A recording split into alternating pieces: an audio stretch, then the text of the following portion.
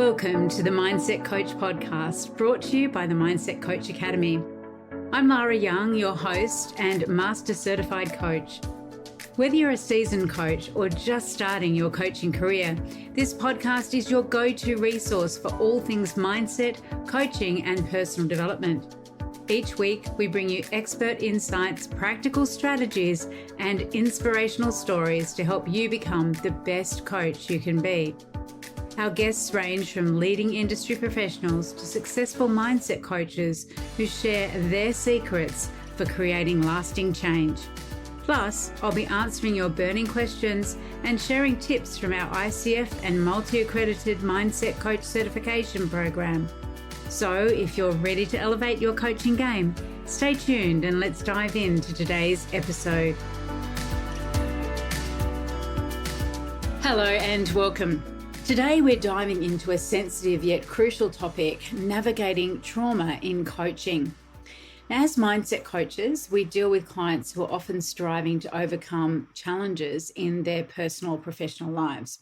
And while coaching is a powerful tool for personal growth and goal achievement, it's important to recognize when our clients are dealing with trauma. Trauma can manifest in many ways, and it's essential to know how to spot when the client's needs may exceed the boundaries of coaching. So today, in this episode, I'm going to cover what it means to be trauma-informed as a coach, how to recognize trauma signals in your clients, and how to have conversations when you feel that professional boundaries are being crossed or you need to refer your client to another professional. So let's start with what it means to be trauma-informed in a coaching context. The term trauma-informed doesn't mean that you're acting as a therapist or attempting to treat trauma, because that's outside of our scope as coaches. But it does mean that you have a fundamental awareness of trauma and its effects on individual. Now, in coaching, a trauma-informed approach means that you recognize the signs of trauma. You ensure that your coaching environment feels safe and supportive. You understand the boundaries of your role as a coach, ensuring that you don't inadvertently do harm by pushing clients into emotionally unsafe spaces. And you know how to refer clients to trauma specialists when necessary. Now, trauma can arise from many experiences, things like abuse, neglect, accidents, significant loss, or violence. And the effects of trauma can show up emotionally, physiologically, and physically in a person's behavior, their thought patterns, and their ability to manage stress. And while we often associate trauma with major life events, like the ones described above, they're known as big T trauma, it's also important to recognize the impact of little t trauma. These smaller, less obvious events like being bullied in school, facing social rejection, experiencing ongoing stress in childhood, or dealing with chronic criticism may not be life-threatening, but they can have a lasting emotional impact. Little traumas like these, or little t traumas, can shape a person's self-worth and confidence. They can cause them to develop limiting beliefs about their abilities or about relationships. And they can also lead to things like chronic anxiety, perfectionism, or a deep fear of failure or judgment. Now, as coaches, we often encounter clients who've experienced these types of challenges. And these experiences can hold people back in very real ways, even if they don't recognize them as trauma. For example, a client may have trouble setting boundaries because they were always bullied into compliance as a child. Another client may struggle with self-doubt because they were repeatedly criticized or compared to others growing up. The key here is to be mindful and trauma-informed, understanding that these experiences are significant for your client, even if they don't involve the more obvious signs of trauma. So now let's talk about the indicators that trauma may be present and how to know when coaching might not be enough for your client's needs. So here are some signs, and look, this list is not exhaustive by any means, but here are some signs that trauma may be affecting your client. First, they may demonstrate intense emotional reactions to seemingly neutral or low stress situations. It may be that they seem stuck in patterns of avoidance, defensiveness, or negative self-talk that feels disproportionate to the coaching context. They may have difficulty in managing stress, anxiety, or even dissociative behavior where they seem disconnected or overly withdrawn. And finally, patterns of shame or self blame that are very deeply ingrained, making progress in goal setting or forward momentum very difficult. Or if they do achieve forward momentum, they quickly go back to where they were before. So, as coaches, we need to be mindful that these signs don't necessarily mean that our client is only dealing with mindset issues. As mindset coaches, you'll recognize that some of the things I've just described are things that we do have showing up in our clients. And maybe our clients have not been impacted by trauma. It's important to recognize that trauma can lie beneath the surface and it does influence responses and behavior. So I think the key thing here is to assess whether or not your current coaching tools are providing the necessary support. Because while you can offer guidance, encouragement, and strategies for growth, coaching is not therapy. And unresolved trauma can require specialized care that's beyond the scope of what we as coaches provide. And this is where it becomes important to have a clear understanding of that line between coaching and therapy. So it's really important to understand your role as a coach. And we cover this in our Mindset Coach certification and other coach certification programs because it's a really critical distinction as to what our role is. Because it's important to know what our role is and also what it isn't so we know when to step back. Now, establishing boundaries, in one way, it serves to protect yourself. It also means that your client is getting the right kind of help. So here's some ideas about how you can create clear boundaries as a trauma-informed coach. First of all, be really transparent from the outset with your scope. Now, what do I mean by the outset? I actually mean in all your marketing materials, in your website, and of course, from the very first session, you really want to make sure that your clients are aware of the difference between coaching and therapy and let clients know what you're specifically there to support them with. We have a process of the coaching ethos that you share with your clients, and you can let them know that you help them with mindset, goal setting, and actionable strategies, but that you're not a therapist. And it's really important that you do set this out at the beginning of your coaching relationship, as well as through your marketing materials, through the descriptions of your packages on your website, or wherever you do share that information with prospective clients.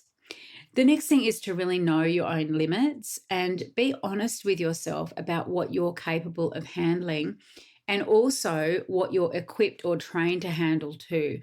Because sometimes what can happen then is a client's trauma can actually dominate the sessions. You start to feel out of your depth, and you really at that point need to make that decision to refer on. The next thing is to make sure that you really do set up those clear expectations, and you can do this in the coaching agreement. You're going to clarify the scope of your work and the kind of challenges that you're equipped to help with. And if trauma-related issues come up that exceed those boundaries, you can refer back to that agreement as a baseline for your conversation with the client.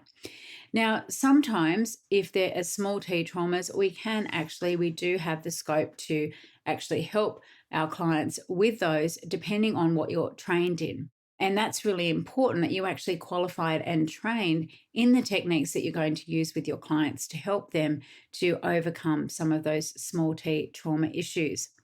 Now, the next important point is to continually engage in ongoing learning. Now, this is something that I'm really, really passionate about. And, being trauma informed is an ongoing process. So I encourage you to attend workshops, read books, or take courses on trauma to really deepen your understanding. And we do provide an insight into trauma and being trauma informed in the Mindset Coach Academy and our certification programs. But I think the thing is, we've also got to recognize that, because a lot of us in coaching are highly empathic, what can happen is if we're taking on a lot and we're working with emotionally heavy issues with our clients, then we can actually experience burnout and we can take on some of the emotions associated with their trauma.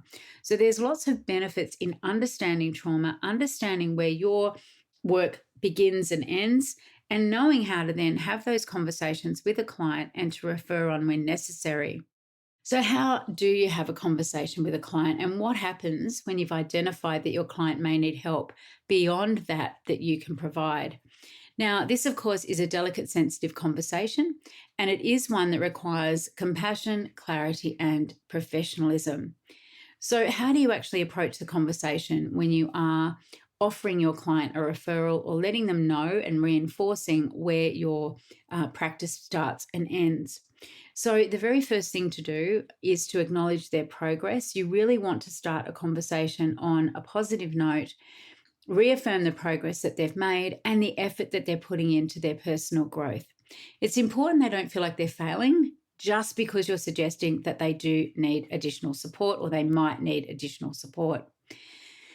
The next step is to gently point out the signs. So just mention the specific patterns or issues that you've noticed. Now, oftentimes the client will be very aware of this anyway because they would have spoken to you about it. You want to also use language that's non-judgmental and compassionate. For example, you may say to your client, I've noticed in our recent sessions that you've been expressing a lot of pain and difficulty around X, and it seems like it's been hard for you to move forward in that area. You also want to be able to explain the limits of coaching and be clear about what the scope of coaching offers. Say something like, while coaching is designed to help with setting goals and creating strategies for personal growth, certain emotional or trauma-related experience may need specialized support from someone trained in those areas. Have a question you'd like answered on the show? Or maybe there's a topic you'd love for us to dive deeper into? Reach out to us via social media or email us directly through our website. Your input helps us create content that's relevant and valuable to you.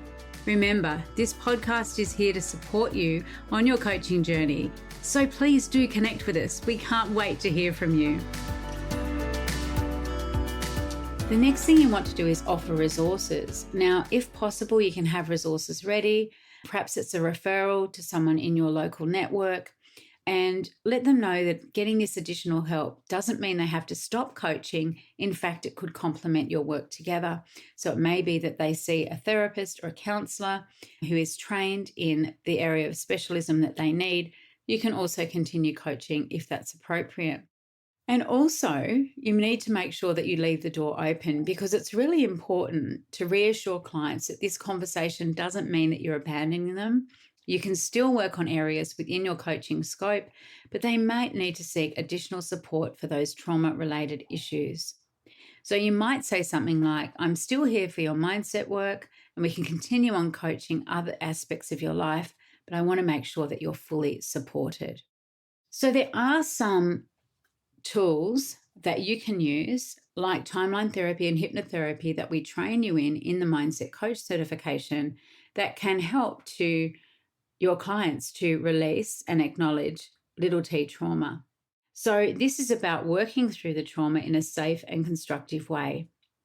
So timeline therapy is an NLP-based technique that helps clients access their unconscious minds and release negative emotions tied to past events. This can be particularly helpful for clients dealing with little t traumas where certain memories or experiences are still influencing their present behaviours, even if they don't realise it. We actually do a detailed personal history of a problem, and sometimes that's what arises. It may be that your client has been bullied at school, or they've moved around a lot, maybe as a child, and that's really impacting them. Now, those are examples of those little t traumas. So TLT allows clients to revisit past events with safety and guidance of the coach and gain a new perspective on them. And by helping clients release negative emotions like anger, sadness, fear, hurt, and guilt, they can move forward with a greater sense of emotional freedom. And of course, timeline therapy also allows us to remove limiting decisions and limiting beliefs that are blocking your clients. Things like anything that starts with I can't, or I won't, or I don't, it's really useful for. So how to use timeline therapy safely is we always create a safe and supportive environment for your client before starting the session. Let them know that they are in control of the process and that you're there to support them. Another important thing is to ensure your clients know that they're not reliving the event, but instead revisiting it from a distance so that they don't actually get re traumatized or re trauma imprinted by the process. This is important when dealing with sensitive emotional memories. So, memories like, a loss of a loved one. And if emotions are too elevated or your client shows signs of distress, you can actually stop and ground the session. And this is really important when you are trained in timeline therapy, that you're aware of all of these things. We give you a very thorough experience of timeline therapy as the client and as part of your training in timeline therapy, so that you can actually make sure that you're well equipped no matter what happens during that session. The next one is hypnotherapy, because it's another tool that mindset coaches use to help clients reframe limiting beliefs or habitual patterns that may be rooted in their past experiences. So, with hypnosis, of course, clients enter into a deeply relaxed trance like state where they can access their subconscious, unconscious mind. And this is where deep seated beliefs and habits are stored, including those that are formed as a result of those little t traumas. So, hypnotherapy can help clients to overcome fears, reduce anxiety, and reprogram unhelpful beliefs that may have been holding them back. Now, in the same way as we do with timeline therapy, we want to make sure with hypnosis that we are setting up a safe and comfortable space where a client feels completely supported. And we always get informed consent before starting a session, explaining the process and what they can expect. The next thing is that whenever you identify that there is a larger trauma there, that you do actually refer to a professional therapist.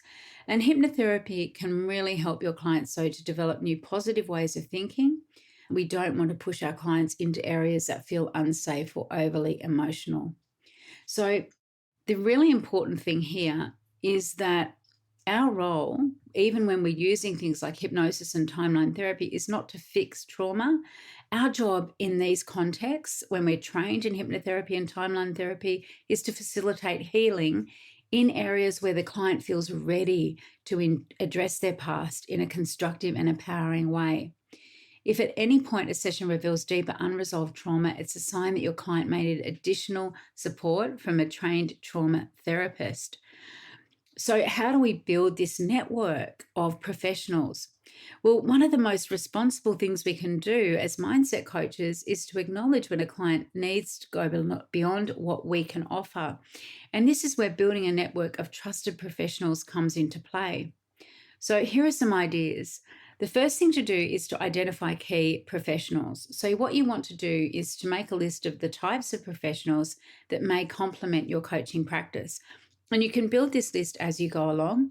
But for example, you may include people such as trauma-informed therapists, people, for example, who specialize in things like CBT or EMDR or other trauma-focused methods, licensed counselors or psychologists. Now, depending on the country or the jurisdiction you're in, these licenses will vary. You want to make sure that you have in your referral network people who are actually trained, qualified, and licensed to practice. Psychiatrists, this is if a client may need medication management. Social workers or mental health support groups that provide community-based support, or holistic practitioners like somatic therapists, body workers, or meditation instructors. So there's quite a few within that list, and I'd recommend that you do make a note of those and then look at who is available in your network. You can have phone calls, meet with people, and really build out that referral network. The next thing you can do is also make sure that you're not just going to local options, so people who are located where you're located physically. You also want to make sure that you've got virtual options as well, because as mindset coaches, a lot of the work that we do is with people around the world. And so you want to be able to have a combination of local professionals and virtual therapists who offer online sessions, because many clients appreciate the flexibility of choosing someone who works remotely, especially if they live in an area with limited access to mental health professionals.